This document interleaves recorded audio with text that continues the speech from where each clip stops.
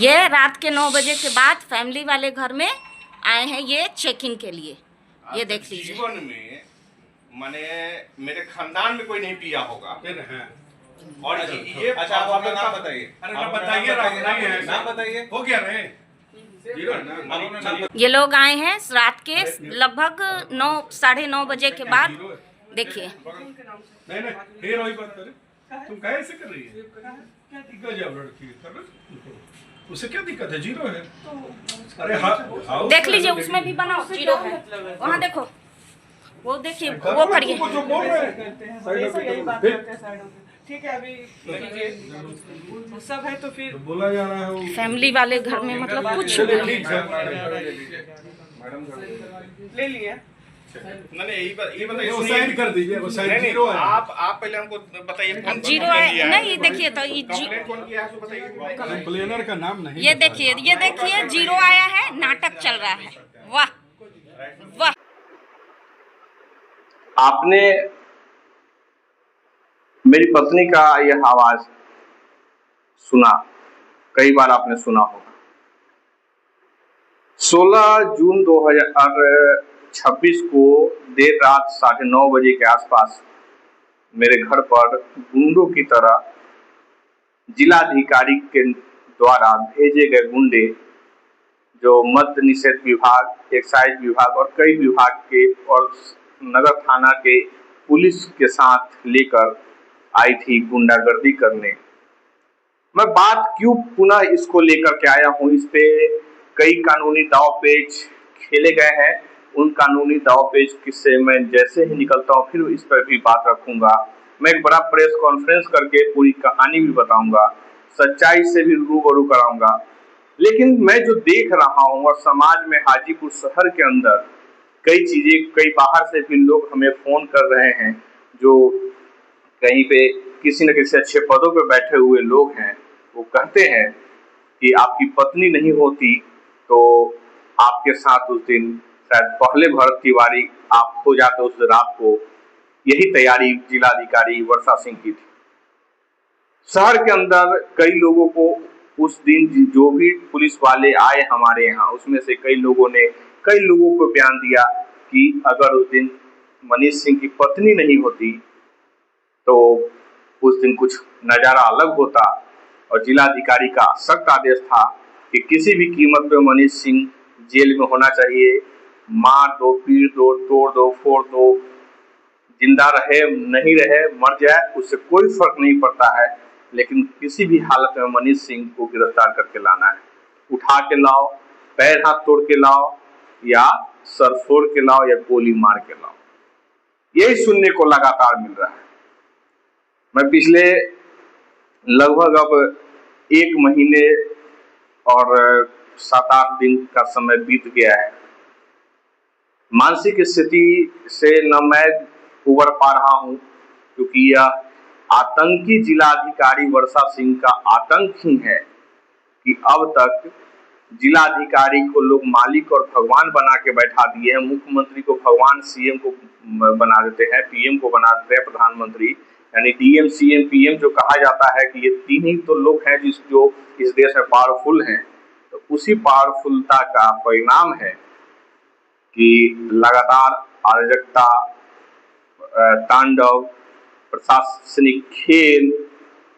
मुझे याद है कि उस समय के तत्कालीन पुलिस अधीक्षक ने बड़ी चिंता जाहिर की थी, लेकिन महज 1.5 दिन के बाद ही पुलिस अधीक्षक का ट्रांसफर हो गया। मात्र उनका 6-7 साल के करियर में 8वां पोस्टिंग था। उन्होंने खुद जब यहाँ से निकले तो उन्होंने स्टेटमेंट दिया था। कितनी विडंबना है कि सवालों से डीएम, सीएम और पीएम, जो देश के 3 प्रमुख शक्ति कहे जाते हैं, तीनों डरते हैं। उनसे सवाल हो जाए, उनकी अराजकता, उनकी लूट, उनकी बेईमानी, उनकी दलाली, उनके द्वारा अवैध वसूली का अगर सवाल हो जाए, खुलियाम माने उसका खुलासा हो जाए, तो ये लोग गोली मरवा देंगे।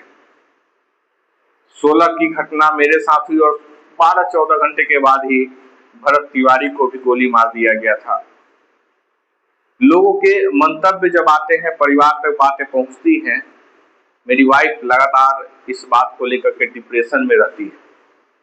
वहीं मेरे बच्चे के भी पढ़ाई लिखाई पे बहुत प्रभाव पड़ रहा है।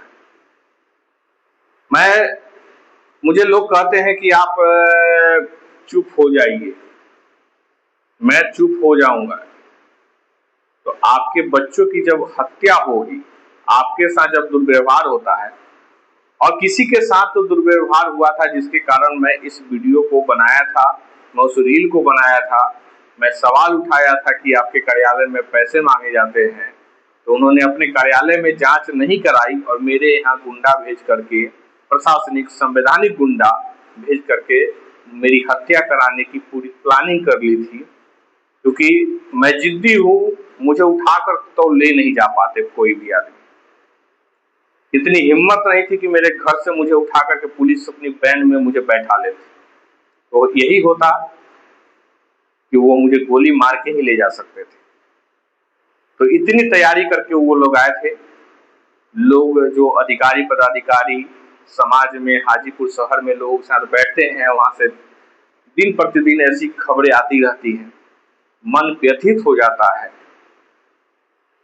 दिल में इच्छा होती है कि क्यों करना है इस देश को टैक्स भरने का। जो मेरा एक जुनून था, मैं अपने 18 साल की उम्र में इस देश को टैक्स देना भरना शुरू कर दिया था। पैन कार्ड मैंने बना लिया था और मैं इनकम टैक्स पे करना शुरू कर दिया था। मुझे दुर्भाग्य लगता है कि मैं ऐसे भ्रष्ट देश का नागरिक हूँ। भगवान ने मुझे ऐसे भ्रष्ट देश का नागरिक होने का गौरव प्राप्त किया है, जिसकी कर्म भूमि, मातृभूमि और यह भूमि जिसे हम भारत कहते हैं, उसकी संस्कृति को 1947 में जो संविधान बनकर तैयार हुआ, उस संविधान के तहत बर्बाद कर दिया गया। इस देश की मिट्टी को जो सभ्यता, संस्कृति, मर्यादा की एक पहचान रही थी उस मर्यादा को संवैधानिक रूप से और संविधान के तहत जिन्हें संवैधानिक अधिकार यह मिला कि वह समाज को बेहतर कर सके, उन लोगों ने गुंडा राष्ट्र बना दिया, इस देश को बर्बाद कर दिया है। कोई भी आवाज उठाएगा, आप देखिए मेरे साथ हुआ। भरत तिवारी को अगले दिन ही गोली मार दी गई। नीट छात्रा के मामले में पटना में जो हुआ, बलात्कार करके उसको फेंक दिया गया। कई घटनाएं पूरे देश में, बच्चों ने प्रोटेस्ट किया तो उनको मार देने की, पीटने की कहानी। मैं जस्ट वीडियो आगे बनाया हूँ, जो पहले वीडियो आप देखे होंगे कि किस प्रकार से पटना में भी छात्रों पर लाठीचार्ज, आंसू गैस और विभिन्न प्रकार के पानी के टैंकर वगैरह से भी हमले बिहार की पुलिस ने भी शुरू कर दिया है। यहाँ भी सीआरपीएफ वगैरह जो भी रैपिड एक्स फोर्स है, सभी मिलकर के छात्रों पर गोलीबारी कर रहे हैं। ये कितना भयावह स्थिति है। यानी किसी को कुछ ना बोले, सत्ता में बैठ जाए, सत्ता में वोट चोरी कर करके लोग सत्ता हासिल कर ले और उनके खिलाफ कोई ना बोले। सत्ता का घमंड तोड़ने के लिए पत्रकारिता है। और इससे भी आगे अगर बढ़ना होगा तो जिस जाति की राजनीति भारत के प्रधानमंत्री नरेंद्र मोदी और अब सम्राट चौधरी यहाँ खेल रहे हैं, लालू यादव, नीतीश कुमार ने खेला, और जिस भारत के संविधान ने राजनीतिक रूप से इस देश को टुकड़े टुकड़े गैंग के रूप में स्थापित कर दिया, जाति के आधार पर बांटकर, उस जाति के आधार पर भी भारत का संविधान मुझसे टकराने की स्वीकृति किसी को नहीं देता है।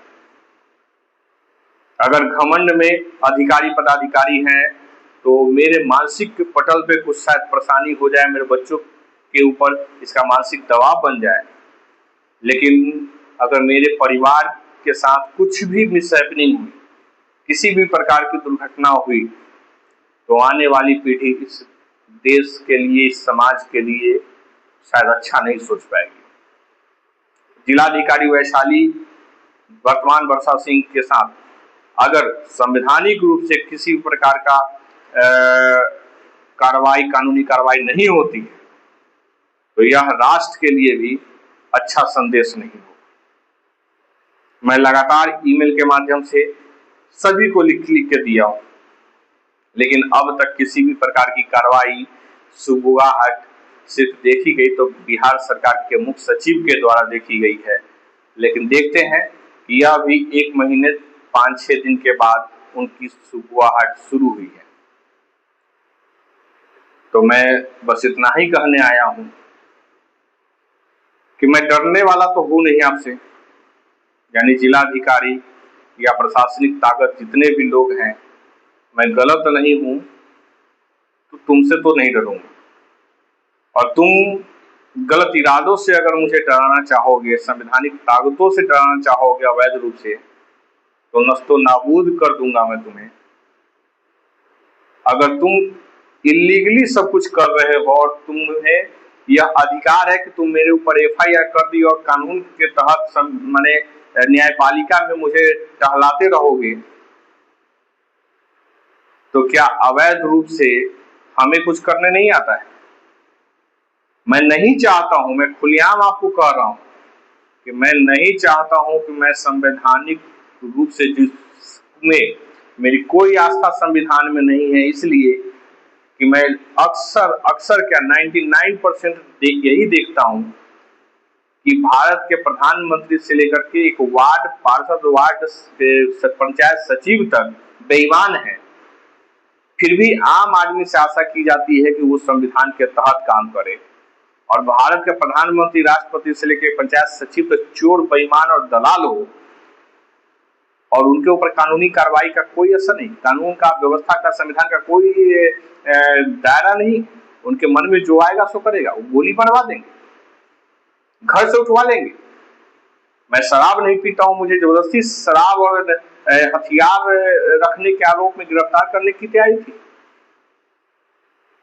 मेरे घर के नीचे 6-7 गाड़ी जब लेकर के लोग आए थे, तो उसमें एक गाड़ी में कई कार्टून शराब और हथियार रखे हुए थे झोला में, और ऐसे ही सब बच्चों ने वहां गाड़ी के अगल बगल में देखा कि सिर्फ हमको उतार करके ले जाना था घर से और शराब माफिया के रूप में मुझे प्रेजेंट करना था। और ये वर्षा सिंह की तैयारी थी, और उनके द्वारा गुंडे जो भेजे गए थे उनको भी बहुत गर्मी थी कि वर्षा सिंह का समर्थन है, जिलाधिकारी का समर्थन है। ठीक है, आपने जो किया सो किया, लेकिन आगे जो आपके साथ होगा, और मैं जो भी करूंगा खुलेआम करूंगा। मैं जिलाधिकारी वैशाली वर्षा सिंह की तरह नपुंसक नहीं हूं जो पीठ पीछे वार करते हैं। मैं जो भी करूंगा संवैधानिक तरीके से करूंगा, और मुझे कोई असंवैधानिक कदम भी उठाना जीवन में पड़ेगा तो मैं बता के करूंगा। मैं नपुंसकताओं की तरह पीछे से वार करने वाले लोगों में से नहीं। इसलिए इस बात को भी याद रख लीजिए, मैं इस वीडियो में बोल देता हूं कि आप अपने ऊपर हमला करवा करके मेरा नाम लेकर के आप मुझे कैद नहीं कर सकते। आप अपने घरों में आग लगा के मेरा नाम नहीं बदनाम कर सकते, क्योंकि मैं जो भी करूंगा तुम्हारी तरह नहीं करूंगा, खुलेआम करूंगा और 2 दिन पहले बता के करूंगा। तो आप सभी को, देखने वाले सुनने वालों को मैं एक मजबूत संदेश देना चाहता हूं। आप ईमानदार रहिए, स्वच्छता के साथ, ईमानदारी के साथ, स्वस्थता के साथ काम करिए। मैं आपके साथ खड़ा हूं, आप ईमानदारी से काम करिए। आपको वैशाली के जिलाधिकारी जैसे वर्षा सिंह से डरने की जरूरत नहीं है, चाहे कोई कर्मचारी हो, कोई कुछ भी हो, कोई आम आदमी हो या खास आदमी हो। आपको अगर सरकार से भी सुरक्षा की जरूरत होगी, अगर सरकार असक्षम होगा, तो संवैधानिक तरीकों से मैं आपके साथ खड़ा रहूंगा। मैं वचन देता हूं। मैं रात भर सो नहीं पाता हूं, मैं अपने घर की परेशानियों को देखते हुए, लेकिन मुझे गोली मार देने की ताकत वैशाली जिलाधिकारी के बूते की बाहर की चीज है। उनको जितना ताकत आजमाना है वो आजमा रही है। अभी भी बहुत षड्यंत्र SDO के माध्यम से और उनके अपने जितने भी लॉबी है उसके माध्यम से मुझे रोज खरीदने की तैयारी चलती है। रोज खरीद बिक्री का धंधा, दुकान चलाया जाता है। रोज कोई न कोई आकर के हमसे डील करने की बात करता है। मुझे पैसों से नहीं खरीद पाओ। जब तुमने मेरे स्वाभिमान को ठेस पहुंचा दिया, मेरे स्वाभिमान के साथ ही खेल दिया, तो कैसे उम्मीद रखते हो कि पैसे की ताकत से तुम कुछ चंद पैसे दे करके मुझे 10, 20, 50 करोड़ देने का जो ऑफर कर रहे हो, उसके बदौलत मैं अपने स्वाभिमान को भूल जाऊंगा। मेरा स्वाभिमान, मेरा घमंड है, मेरा अभिमान है, और इसे पैसे से तुम तौल नहीं पाओगे। बहुत बहुत शुक्रिया आप सभी का, बहुत बहुत धन्यवाद। सुरक्षित रहिए, मैं हूं आपके साथ, कोई हो या ना हो। धन्यवाद।